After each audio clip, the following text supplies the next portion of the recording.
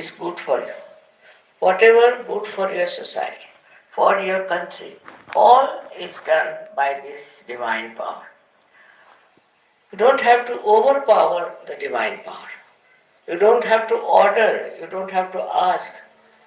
Just if you meditate, you are one with this all-pervading power, which is another great blessings to us. Unless and until your Sahasrara is open, all the blessings of the divine power cannot come to you.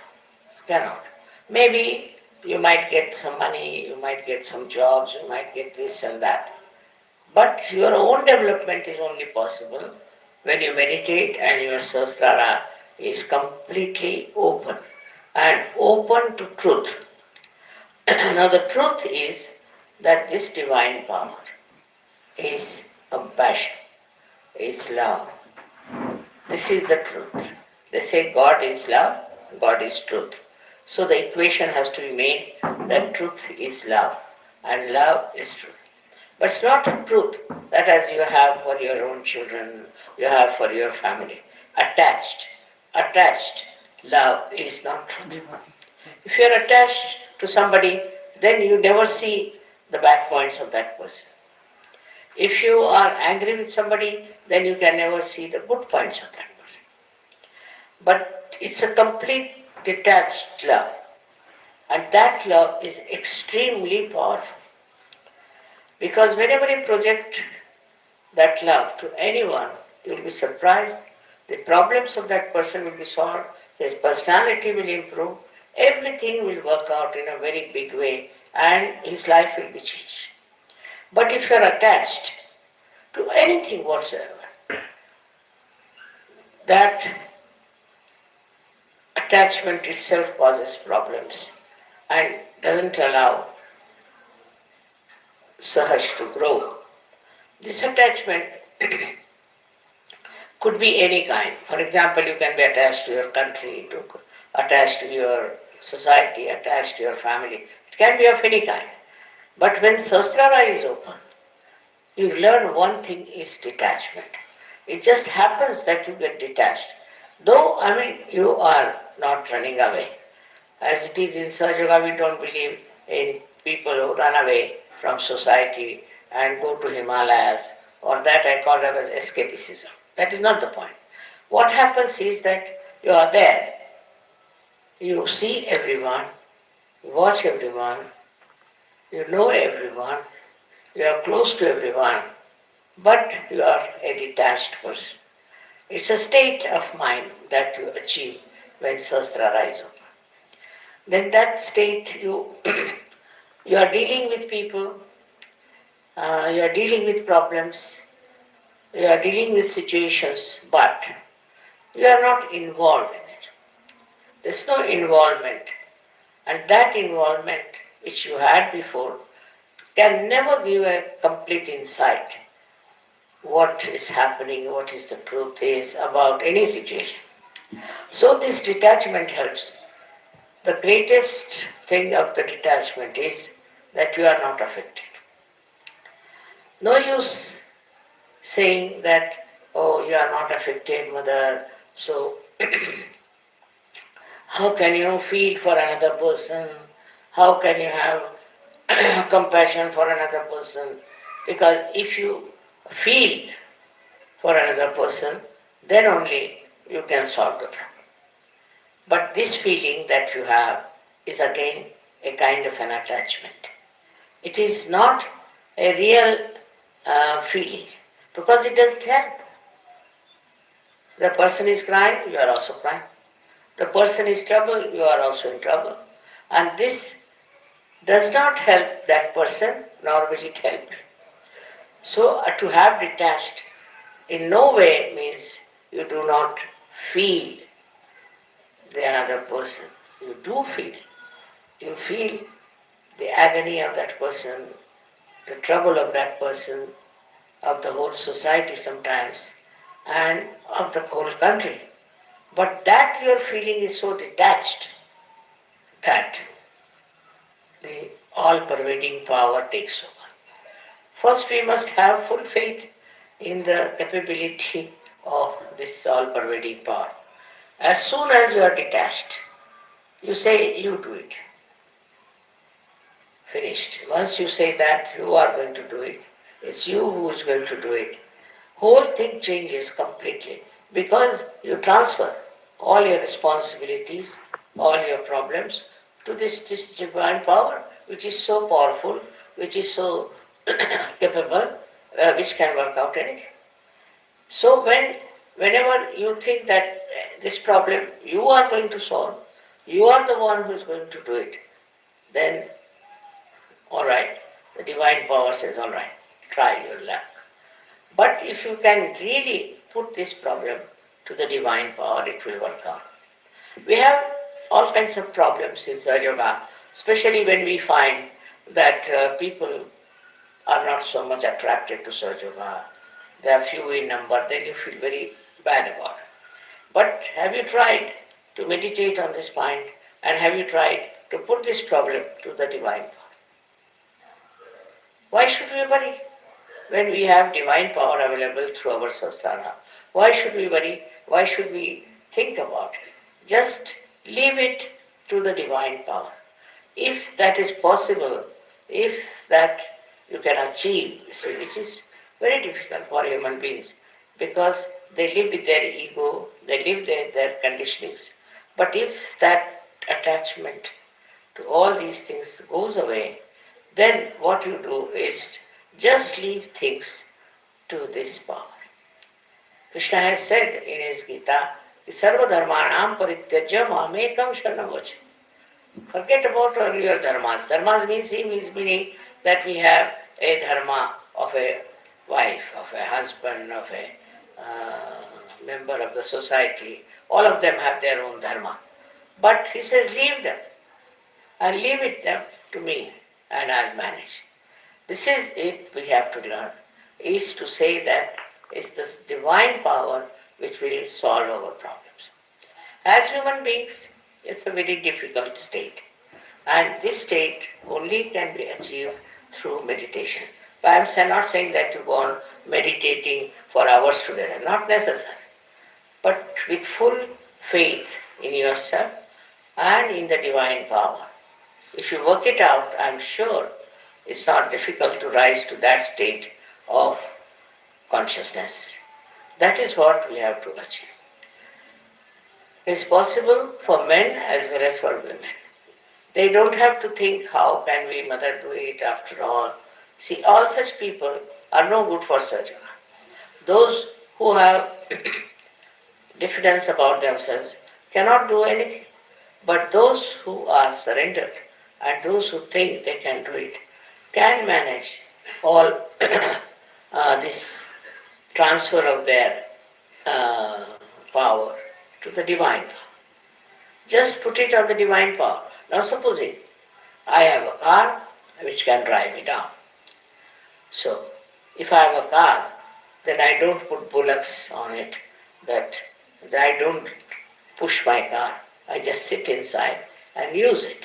In the same way, if you have this great power around you, if your sahasrara is absolutely, completely submerged in it, then you will be amazed how things work out for yourself.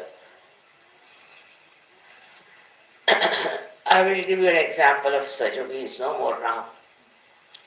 He was a fisherman, ordinary fisherman, but also he was educated, so he was working in a bank.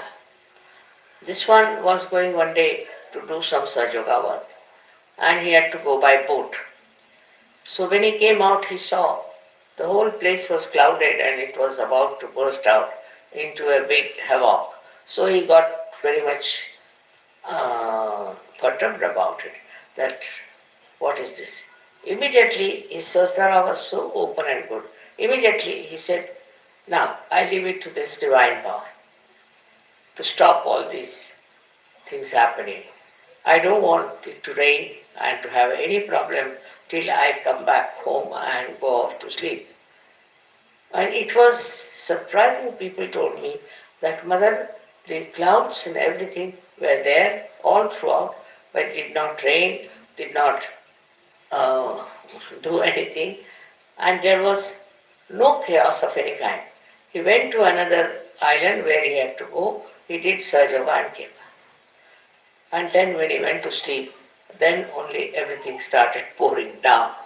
So nature, everything, every leaf, every flower, everything is worked out through the divine God. So we should not have our ego that we can do something ourselves, we can manage ourselves. Once you have that kind of a thing, you are not yet that much developed, you are not that much grown up in Sahaja Yoga. But to grow up in Sahaja Yoga should not be difficult for you because you have guidelines. Those people who got their realization, very few of them, like Sufis, and we had some saints in India, all of them. How much they must have struggled. Nobody to guide them, nobody to help them, nobody to tell them about what they can achieve. And despite that, they were very satisfied people, very happy people, and they worked it out so well. They saw the whole world with another angle, as you can also see. But they were not upset, and they had such self-confidence. They had such knowledge of their own that they achieved through their meditative process. And the way they have written books, some of them are so great. It's very surprisingly how they have achieved these great verses, such full of knowledge. One cannot understand that they had no guidance, nobody was to tell them. But one thing with them was that they always tried to look after their sastra. Now one thing is there obstructing sastra is the movement of your agya into thoughts. That's the only thing. That's the only thing that stops your entry into Sahaja. Thoughts are coming all the time. Because a human being is born who reacts to everything. React to this and react to that, and the thoughts come in and thoughts go. There's a big crowd of thoughts. Because of that, your attention cannot cross over agya and can reside in the sastra. So first of all, one should see what sort of thoughts are coming. You have to condemn yourself sometimes. You have to say, what nonsense, what have I been doing? What's the matter with me? How could I do all that? Once you start doing that, these thoughts will start disappearing. These thoughts are coming from two angles, one from the ego and another from your conditionings. And these are so much built up within you that they don't allow your agya to be crossed. That's why we have two bija mantras of amuksham. First one is, when it is conditioning, you are endowed with this kind of a fear. I shouldn't do like this, I shouldn't do like that, is not allowed, that is not allowed. That's the conditioning part of it. Conditioning can be of many types. But the ego part of it is that I must overpower everybody, I must get this, I must be able to rule everyone. These two things are there in the mind which are all the time tossing. So it's important that we should go into thoughtless awareness. And that thoughtless awareness is the real way that your sahasrara can be nourished by the Kundalini. Because Kundalini cannot go through, it cannot pass through.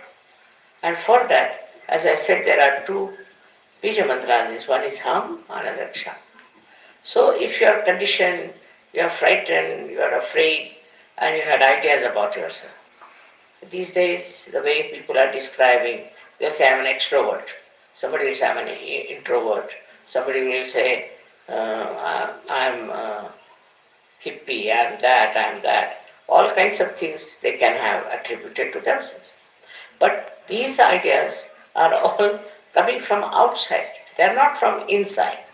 To get to the inner side of yourself, to the subtler side of your being, you must allow the Kundalini to go through the agya. To cross the Agya is a very important thing in modern times. And for that you have to meditate.